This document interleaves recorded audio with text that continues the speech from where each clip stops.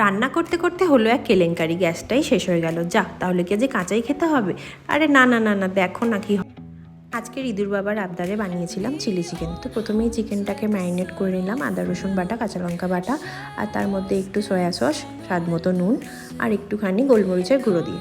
তারপর যথারীতি চিকেনগুলোকে ভেজে নিলাম কর্নফ্লাওয়ার আর ডিম মাখিয়ে।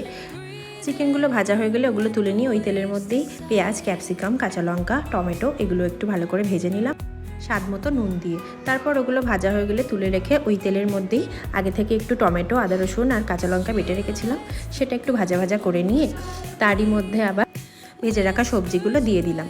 তারপর আর কি গ্রেভিটা একটুখানি মাখো মাখো করে বানিয়ে ওর মধ্যে আগে থেকেই সসগুলো রেডি করে রেখেছিলাম, যা যা সস লাগে আর কি, টমেটো সস, সয়া সস, একটু চিলি সস আর একটু গোলমরিচের গুঁড়ো দিয়ে গ্রেভিটাকে ভালো করে তৈরি করলাম। তার মধ্যে দিয়ে দিলাম পরিমাণ মতো জল, আর ওই ম্যারিনেট করার যে মশলাটা বাকি পড়েছিল সেটা দিয়ে দিলাম।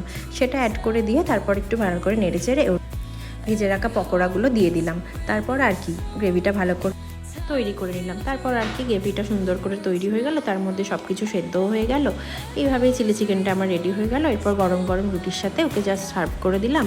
তো খেয়ে তো ওনার খুবই ভালো লেগেছিলো। তো তোমাদের ভিডিওটা কেমন লাগলো অবশ্যই কিন্তু জানিও।